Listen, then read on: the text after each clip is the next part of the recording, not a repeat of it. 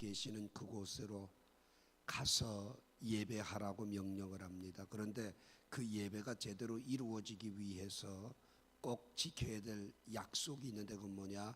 바로 그들이 섬기는 우상이 있다면 다 파멸해버리고, 목상이 있다면 다 찍어버리고, 산당이 있다면 다 부셔버리고, 이방 신들이 있지 않도록 하고서 택하시는 그곳에서 예배하도록 명령하고 있습니다. 오늘 여러분과 제가 이 하나님께서 앞에서 쭉 강조하면서 말씀하시고 아직 너희들이 그 안식과 기업을 얻은 가나안 땅에 가지 못했는데 그곳에 가거든 다시금 또 그리하라, 세 가지 명령을 하고 계십니다. 오늘 택하신 그곳에 어떻게 우리가 예배해야 될 것인가? 제일 첫 번째로 5절 보게 되면 오직 너희 하나님 여호와께서 자기의 이름을 두시려고 너희 모든 지파 중에서 택하신 곳인 그 계실 곳으로 찾아 나아가서, 여기에서 보게 되면 하나님께서 그 이름을 두시려고 택하신 그곳으로 찾아 나아가라 이렇게 얘기합니다. 성전을 향하여 가라 이렇게 명령을 해요. 예수님께서도 누가복음 4장 16절에 보면 안식일에 성전에 가셔서 성경을 읽으려고 서셔서 그 성경을 읽으셨던 것을 예수님께서 자기의 습관을 따라서 하셨다 이렇게 설명을 합니다. 예수님 당시의 성전은 우리가 잘 아는 대로 강도의 구렬이라고 할 만큼 타락했어요. 지금도 교회는 타락했어요. 성도들도 타락했고요. 이 타락하면은 아무도 부정을 못합니다. 아니, 남 얘기하지만 우리 자신만 보더라도 우리가 성결의 수준도 제로고, 우리가 삶에 있어서 정말 그분의 영광을 위해 살아가겠다고 하는 사명감도 제로고, 어떤 의미에서는 우리의 편의상, 우리의 마음의 위안상 성전을 향하여 움직이는 습관성 행동에 지나지 않는다고 해도 틀리지 않을 정도로 타락해져 있어요. 그래도 예수님은 성전에 나아갔어요. 이게 가장 중요한 겁니다. 안식일에 성경을 읽으려고 서셨다라고 얘기를 해요.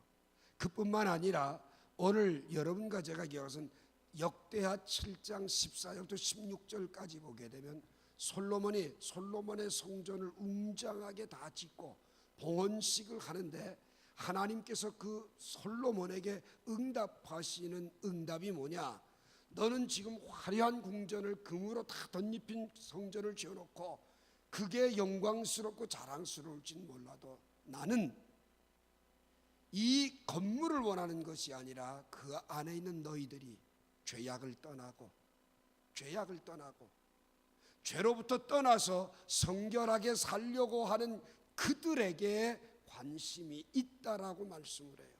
그러면서 내가 택하신 그곳에 내 이름을 두리니 거기에서 영원히 너희를 만나겠다라고 약속하고 계셔요.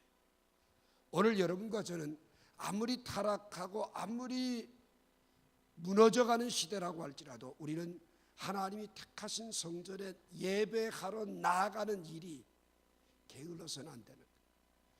히브리서 10장 25절 말씀에 보면 모이기를 피하는 어떤 사람들의 습관과 같이 하지 말고 그날이 가까움을 볼수록 더욱 그리하라고, 모이기를 힘쓰라고 명령하고 있어요. 지금 한국 교회가 얼마나 잠들어져 가느냐. 지난번 한기총 통계에 의하면 한국 교회 저녁 예배를 드리는 교회가 7%밖에 되질 않는데요. 저녁 예배 드리는 교회가 다 없어졌어요. 수요 예배 드리고 새벽기도 없어진 교회가 지금 약 70% 선이 됐다고 그래요. 이제 미국화됐어요. 주일날 예배 한 번 드리면 내 신앙생활 전부야. 이제 멀지 않아 한국 교회는 퇴락의 길을 걸을 것 같아요. 왜? 똑같이 걷고 있거든요. 지금 우리 한국 교회 같은 열정이 어디에 있느냐? 오히려 중국 교회에 있습니다. 중국 교회는 새벽기도 무궁히 일어나고 있고 모이는데 인산인해를 이루고 있고요. 하루에 모여서 보통 한 번 예배하는 4시간을 예배를 해도 하나 움직이는 사람, 흐트러지는 사람이 하나도 없어요. 이만큼 하나님의 성전으로 나아감이 게을러지고 나태해지고 있다는 것은 결국 영적인 잠든 상태다라고 하는 것밖에는 표현할 길이 없어요. 그래서 오늘 이 본문에서 왜 하나님은 왜 도대체 이방신들을 다 파멸하고 산당들을 다 없애버리라고 했을까? 두 눈 팔지 않도록, 한눈 팔지 않도록 하기 위해서. 오늘 여러분과 제가 하나님을 대치하는 다른 우상들이 우리 안에 자리 잡고 있기 때문에 하나님의 전으로 나아감이 멀어지고 있다는 거죠. 내가 관심을 갖고 있고 내가 더 사랑하고 있고 더 많은 것들을 쏟아붓고 싶은 것들이 다른 곳이 생겨졌다라는 이야기거든요. 어려웠을 때, 힘들었을 때, 그때는 안 그랬어요. 힘들고 어려울수록 더 열심히 모였어요. 분명히 한국교회는 경종이 필요한 때다, 이렇게 봐도 틀림이 없을 겁니다.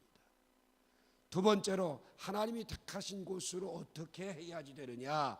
오늘 본 말씀 6절 말씀 보면 너희의 번제와 너희 제물과 너희의 11조와 너희 손의 거제와 너희의 소번제와 낙헌 예물과 너희 소와 양의 처음 난 것들을 너희는 그리로 가져다가 드리고, 두 번째로 하나님 택하신 곳에서는 우리들이 해야 할 일은 뭐예요? 드림이에요. 오늘 낮에도 제가 역대상 29장 말씀을 가지고 말씀을 드렸습니다마는 다윗은 주님께서 주신 것을 주님께 드렸을 뿐입니다라고 하면서 자기의 전 재산을 드렸어요. 오늘 우리들이 기억해야 될 중요한 원리는 뭐냐? 하나님의 성전에 나아감에 있어서 가장 중요한 건 뭐냐? 드리는 자세입니다. 아마 여러분과 제가 구약시대만큼 드리라고 하면 우리 신앙생활 못해요. 시험 들어서 못해. 지금 여기에 나열되어 있는 것을 보게 되면 현재 우리가 드리는 것보다 훨씬 더 강도가 진해요. 그런데 하나님의 성전에 나아갈 때마다 그들은 드려야만 했다는 겁니다. 절대로 빈손으로 나가지 못하게 했어요. 시편 50편 14절 말씀에도 보면 감사함으로 제사를 드리라고 얘기하고 있고요. 시편 50편 23절에서는 감사로 제사를 드리는 자가 나를 영화롭게 한다고 말씀을 하고 있어요. 하나님 앞에 나아감이 감사해야지요. 오늘 구원파의 실체를 방송을 하면서 그런 얘기합니다. 왜 안성에다가 금수원을 만들었느냐? 북한에서 포를 쏘면 끼끄도하여 오산밖에 못오고 도피할 수 있는 데가 안성이다. 그래서 거기를 자기네들의 전쟁 피난처로 삼아가지고 전쟁이 나면 차도 끌고 못오고 대혼란이 오기 때문에 자전거 타고 와야 된다. 그래서 서울에 있는 구원파 신도들을 다 자전거 타고 안성까지 오게 하는 훈련을 여러 차례 했답니다. 그런데 거기에 최측근이 난 사람이 그 일을 하면 엄청난 헌금이 들어온다는 거예요. 왜? 여기 우리가 살아야 될 곳이니까 여기다가 우리가 만들자 해가지고 만든 게 안성금수원이라고 그래요. 용인에 있는 모 교회, 큰 교회도 전쟁 나거든 여러분들 예배당 못 오니까 각자 집에서 예배 드리십시오. 전쟁 주일 연습하는 예배를 드리는 교회도 있습니다. 다 정신 빠진 미친 것들입니다. 비난하는 게 아닙니다, 여러분. 전쟁이 나기 전 기도해야지. 전쟁 나는 연습에서 뭐 하겠다는 거예요? 포가 떨어지면 무슨 핵이 떨어지는데 무슨 안성은 포에서 벗어나기는. 핵 한 발이면 한반도는 그냥 끝나는 거예요. 왜 그런 공포심을 자아내냐 그 말이에요. 그럴 필요 없죠. 중요한 거는 공포심에 의한 것이 아니라 감사함으로 드리는 것. 구원받은 게 감사하고 예배할 수 있는 게 감사하고 건강한 게 감사하고, 참 인생을 살면서 내가 내일 하나님 앞에 또 예배할 수 있다. 아무도 보장 못 받아요. 아무도 그거 몰라요. 5분 뒤도 몰라요, 사람은. 네. 오늘 여러분과 제가 정말 하나님이 택하신 곳으로 나아가면서 잊지 말아야 될 건 뭐냐? 감사 헌금이 아니라 감사하는 마음, 감사로 드리는 예배, 감격이 있는 예배, 하나님 앞에 정말 이 예배가 내 생에 가장 마지막 드려질 수 있는 예배일 수 있다라고 하는 두렵고 떨림의 자세, 이런 것들이 하나님의 택하신 곳으로 나아가는 성도의 자세임을 꼭 기억하시기 바랍니다. 마지막 세 번째로 택하신 그곳에서 어떻게 해야 되느냐. 자, 오늘 여러분 몇 절 말씀 보시냐 하면 7절 봅시다. 거기 곧 너희 하나님 여호와 앞에 먹고 너희 하나님 여호와께서 너희 손으로 수고한 일에 복주심으로 말미암아 너희와 너희 가족이 즐거워할지니라. 자, 여러분 여기서 보게 되면 성전에 나아가서 즐거워하라는 거예요. 왜 그럴까요? 느헤미야 8장 10절에 보면 여호와를 기뻐하는 것이 너희의 힘이다라고 얘기를 해요. 여러분, 내가 나의 힘이 되신 여호와여 내가 주를 사랑합니다. 시편 18편 1절 말씀처럼 찬양하고 노래하는 게 힘이 아니라 하나님으로 인하여 기뻐할 때에 힘이 생긴다 그 말이에요. 여러분 하박국 3장 18절 말씀에 보게 되면 포도나무에 포도가 없고 감람나무에 소출이 없고 우리의 소가 없고 양이 없고 외양간에 소가 없고 아무것도 다 모든 걸 잃어버리고 전쟁으로 해서 다 폐허가 되었지만 딱 한 가지, 난 여호와로 인하여 기뻐하고 즐거워하리로다. 하나님으로 인하여서. 왜요? 하나님은 변치 않으시고 하나님은 언제든지 만나주시고 언제든지 하나님은 나와 함께 해주시고 세상 끝날까지 함께 하겠다고 약속해 주셨고 그 하나님을 기뻐하는 것, 이것이 바로 영적인 힘이요 성도들의 힘이라는 거예요. 여러분과 저의 소망이 뭐예요? 하나님이 힘이에요. 하나님만이 우리의 삶에 힘이 되신다. 여러분, 하나님을 즐거워하는 것, 이것이 바로 우리 택하신 성도들이 가져야 될 자세다. 그런데 어떻게 즐거워하냐? 너희만 즐거워하는 게 아니라 너희 가족과 함께 즐거워하라는 거예요. 가족과 함께 즐거워하라. 시편 40편 16절에 보면 하나님으로 말미암아서 구원받은 은혜가 즐겁다라고 하는 거예요.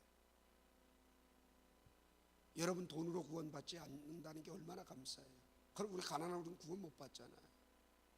학벌로 구원받는다면 우리 어떻게 구원받겠어요? 실력으로 우리가 구원받는다면 어떻게 우리가 구원받겠어요? 그런 거 다 배제하시고 조건 없이 선택해 주시고 너는 내 것이라고 불러주시고 지명해 주셨기에 구원받은 은혜 생각하면 얼마나 감사하냐고요. 네? 아까 이건희 회장의 누님이 되는 이인희 권사님 지금 80이 훨씬 넘으셨어요. 권사님 전화를 주셨더라고요. 목사님, 우리 동생 죽기 전에 내가 복음을 한번 더 전해보려고 병원 가니까 날 위해 기도해 주십시오. 그런 얘기를 해요. 알겠습니다. 기도하겠습니다. 삼성가의 이병철 씨 딸 중에 유일하게 예수 믿는 한 사람. 그분은 골프장을 세워놓고 예배당 지어놓고 캐디들에게 목요일이 되면 꼭 예배 드리도록 배려를 하고 당신이 그 노파의 몸인데도 불구하고 꼭 예배당에 참석을 하고 예배를 같이 드리고 사원들 보고 막 굉장히 애를 써요. 삼성가에서 유일하게 예수 믿는 사람. 가끔 만나 뵐 때마다 참 어쩌면 그 형제들에게 조그만하고 다 똑같이 생겼는지 몰라요. 여자도 똑같이 생겼어요. 그러니까 참 못생긴 거지 여자가. 예. 근데 그렇게 겸손하실 수, 그렇게 겸손하실 수. 하나님께서 은혜 주셔야 된다고. 하나님께서 그 마음 열어주셔야 된다고. 기도해달라고. 그때만 그 권사님 얘기가 그래요. 지금 제가 목사님께 기도 부탁 38번째 하는 겁니다. 깜짝 놀랐어요. 그분이 저를 만날 때마다 이런 기도 저런 기도 자기가 경영하는 경영 마인드에서의 문제점들 뭐 이런 것들을 얘기하셨는데 정말 이게 삼성가가 사는 게 이맹이 그 다음에 이건희가 예수 믿어야 되는데 이 둘이 예수 믿어야 사는데 얼마나 안타까워하는지 몰라요. 자기가 구원받은 게 얼마나 기쁜 건데 그 기쁨 모르고 세상에서 기쁨 얻으려고 세상 것들에 미쳐서 사니 저 어떻게 살아가겠느냐고. 진짜 기쁨을 모르는 사람들이라고 안타까워하는 모습. 여러분 안에 그런 안타까움이 있길 바라요. 여러분 안에 그런 즐거움이 있길 바라요. 다윗이 그러죠. 시편 51편 12절에서 주여 나에게 구원의 즐거움을 회복시켜 달라고. 여러분, 구원의 즐거움을 잃어버리면 죄악에 빠질 수밖에 없어요. 여러분과 제가 구원의 감격을 잃어버리게 되면 어두운 세상을 할 수밖에 없어요. 어둠의 빛이 빛된 사명을 잃어버리고 어둠에 젖어져 버리는 가장 주된 요인이 뭐예요? 여호와로 인하여 기뻐하는 것이 없을 때예요. 그러면 다 무너지는 거예요. 오늘 이 시간 하나님이 택하신 그곳에서 여러분과 저는 세 가지, 제일 첫 번째로 하나님의 절로 나아가야만 된다는 것, 모이기를 힘쓰는 사람이 되어야 된다는 것. 두 번째, 진정 마음 깊은 곳에서의 감사로 드려지는 제사가 되어야 된다는 것. 그리고 세 번째로는 구원의 즐거움을 누리고 그 구원의 즐거움을 가족들에게, 나의 이웃들에게 나눌 수 있는 사람이 되는 것. 그래서 하나님은 택하신 그곳을 정하셨다라고 하는 것을 꼭 기억하시고, 성전 중심으로 살아가는 믿음의 승리가 여러분과 제게 있기를 주의 이름으로 축원합니다. 기도합시다.